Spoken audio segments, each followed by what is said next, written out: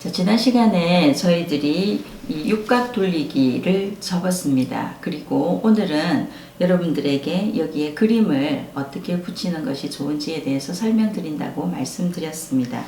그림을 그려서 붙일 수도 있고요.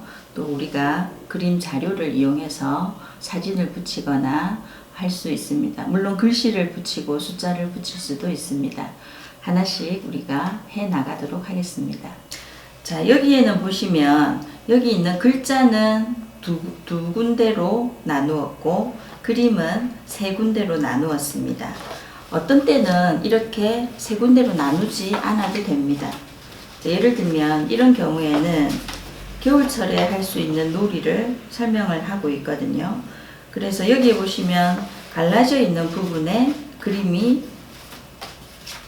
나뉘어지지 않는 곳에 그림을 붙여두었기 때문에 그림을 자르지 않아도 됩니다. 역시 돌려서 보면 이렇게 겨울에 먹을 수 있는 음식이 있습니다.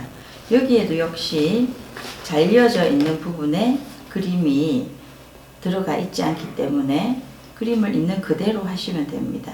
그런데 여기에 있는 그림처럼 전체적으로 포함이 되어지려고 하면 이렇게 잘라야 되겠죠. 세 가지로 나눌 수 있는 방법을 설명해 드리면 이런 그림 자료를 어떻게 하면 세 군데로 나누어서 할 수 있을까? 물론 여러분들이 수학적으로 생각하시면 여기가 360도이니까 3으로 나누어서 120도로 나누어서 할 수 있겠다고 생각하시죠. 당연히 그렇게 하면 정확할 겁니다. 그런데 이제 저희가 뭐 각도기를 매번 가지고 있는 것도 아니고 해서 이 상태에서 할 수 있는 방법을 생각하면 우선 여기에서 점을 찍으시고 여기에 점을 찍으시고 여기에 점을 찍으시는 거죠. 이 점은 어디냐 하면 이렇게 갈라지는 부분입니다. 이렇게 갈라지는 부분에 해당되는 부분을 점을 찍는 거죠. 자, 여기 찍었던 점에서 여기 가운데 점까지 연결을 시켜야 됩니다. 그러면 여기 가운데 점에 이 선과 이 선과 이 선 세 개가 만나게 되겠죠. 자, 그걸 쉽게 하면 여러분들이 자를 이용해서 할 수도 있지만 잘못하면 여기에 연필 자국이 나니까 또 힘들겠죠. 필요하시다면 이런 송곳이라든지 아니면 샤프에 심을 넣고 심이 나오지 않는 상태에서 이 선 따라 이렇게 그어 보셔도 됩니다.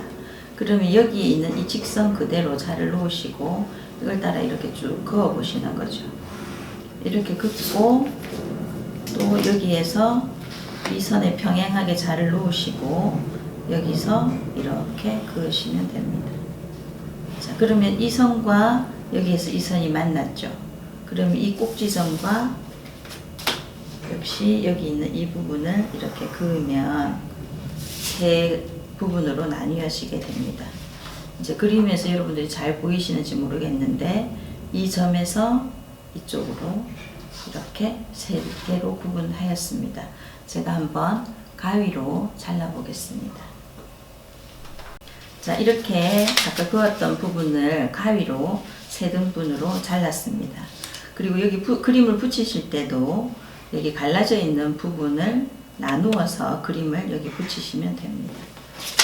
풀칠을 해서 붙여 보겠습니다.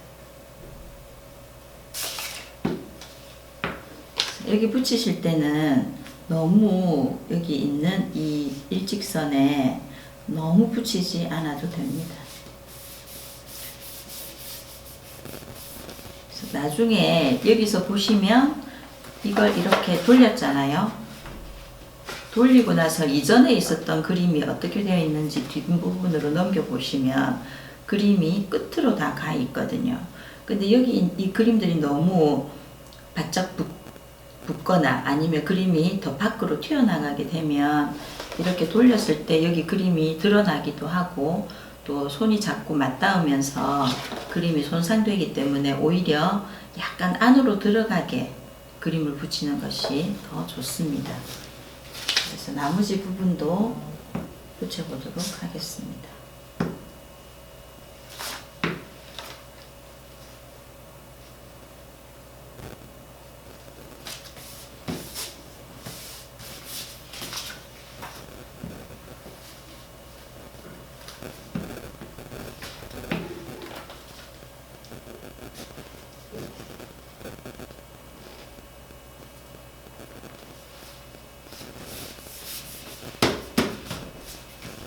이렇게 그림을 붙였습니다.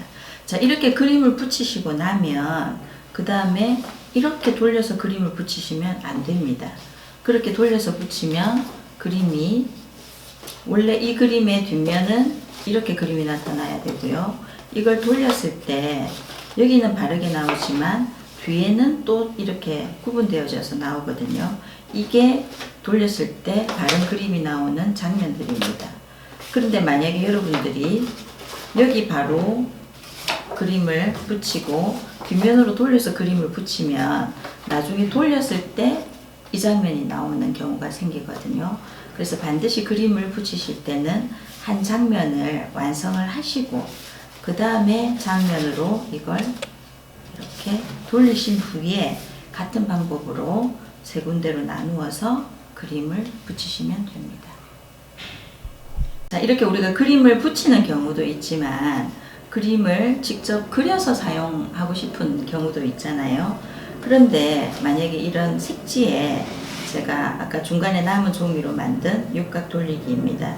여기다가 한번 그림을 그려보겠습니다. 뭘 그려볼까요? 나비를 한번 그려볼까요?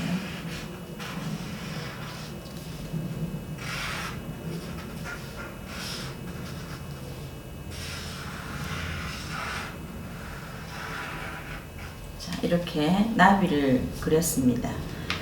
그림을 그리는 거는 괜찮은데 이 그림을 그리고 제가 이렇게 돌렸잖아요.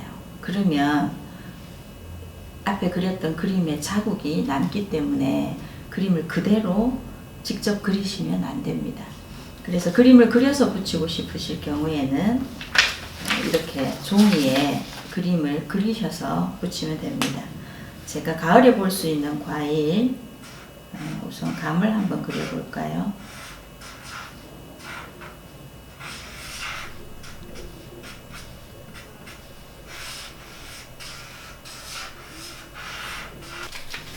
제가 방금 감을 그렸고 이렇게 가을에 볼 수 있는 배, 사과를 이렇게 그렸습니다. 이렇게 그리고 흰 테두리를 남겨두면 노란색에 붙일 때나 초록색에 붙일 때나 그림이 훨씬 돋보이기 때문에 그림을 그리시고 오리실 때는 이런 흰색을 조금 남기고 오리는 것이 더 좋겠습니다. 그래서 이 그림을 붙이실 때 이렇게 붙이시는 방법은 조금 전에 우리가 그림을 잘라서 붙인 것처럼 그렇게 활용하시면 되겠습니다. 자, 그런데 여러분들이 우리가 아까 봤던 것처럼 그림을 자르지 않아도 되는 경우도 있고요. 어떤 경우에는 한 부분만 그림이 붙여져 있어서 여기만 잘라야 되는 경우도 있겠죠. 제가 여기 한 부분에 사과를 이렇게 붙여왔습니다. 자, 여기에는 그림이 이렇게 크지가 않고 여기에 사과 하나를 두면서 사과를 하나를 붙이고 하나라는 글자를 여기다가 붙일 수 있겠죠. 또 하나는 숫자로 1이잖아요. 그러면 여기 있는 1이라는 숫자를 또 오려서 여기 붙일 수가 있을 겁니다. 그러면 여기에 갈라져 있는 부분에 들어가는 것이 아니기 때문에 여기 있죠. 여기 있죠. 그렇기 때문에 이 글자나 그림을 자르지 않고도 활용하실 수가 있겠습니다. 자, 육각 돌리기는 다른 종이 책을 우리가 만들었던 것처럼 여러분들이 어떤 주제로 아이들과 상호작용을 할 것인지 또 지금 하고자 하는 교육의 방법이나 목표에 이 육각 돌리기가 적합하다고 생각될 때 이 방법을 사용하시는 거죠. 그래서 주제에 따라서 여기는 보시면 애벌레의 성장 과정, 또 병아리에서 닭, 그리고 닭 병아리 이전에 알, 이 모양을 나누어서 지금 해 놓은 것이죠. 이렇게 성장 과정을 나타내는 것, 또는 다리가 많은 동물들을 이렇게 표현한 것, 자연에 관한 것에 대해서 할 수도 있고요. 처음에 제가 보여드린 것처럼 이렇게 세배하는 모습을 세 부분으로 나누어서 보여줄 수도 있습니다. 그런데 우리나라의 세배하는 모습이 남자와 여자가 모습이 다르기 때문에 여기서는 육각 돌리기 2장을 만들어서 이렇게 남자와 여자로 나누어서 설명을 하게 된 거죠. 그래서 여러분들도 3장면만 있기 때문에 만약에 6장면이 필요하다면 육각 돌리기를 2장을 만드셔야 되고, 만약에 9장면이 필요하다면 육각 돌리기를 3장을 만드시면 되겠죠. 그죠? 그리고 만약에 성장 과정을 그냥 나란히 해서 보여주겠다면 여러분들이 응용하는 대로 육각 돌리기에 이 모양이 크기가 점점 커지는 걸로 해서 이용을 하셔도 되지 않을까 생각합니다. 또 여기는 보시면 우리가 세계 여러 나라에서 보통 중국, 일본, 우리나라 가까이에 있는 나라들의 그러한 특성들을 많이 이야기 나누잖아요. 거기처럼 여기 첫 번째 장면에는 중국이 이렇게 나와 있습니다. 그래서 중국의 국기 모양도 있고 땅 모양도 있고 또 중국인들이 입는 고유 전통 의상이 있고 그 다음에 인사하는 인사말이 나와 있습니다. 그렇다면 우리나라에서는 대한민국 또는 한국이라고 하고 한복을 입은 모습, 태극기, 그리고 우리나라의 지도 모습, 그리고 안녕하세요라는 인사말이 있습니다.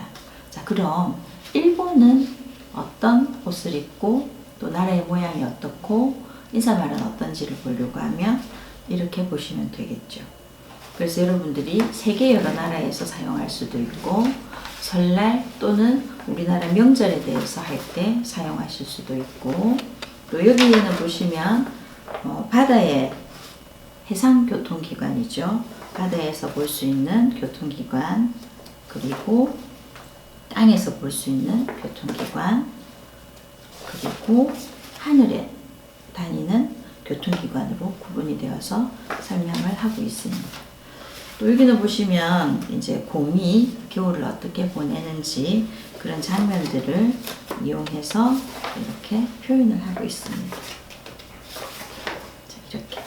그래서 여러분들이 이렇게 배우시는 이것을 만들기 위해서 무언가를 한다고 생각을 하시면 우리가 교육을 제대로 못하는 게 되겠죠.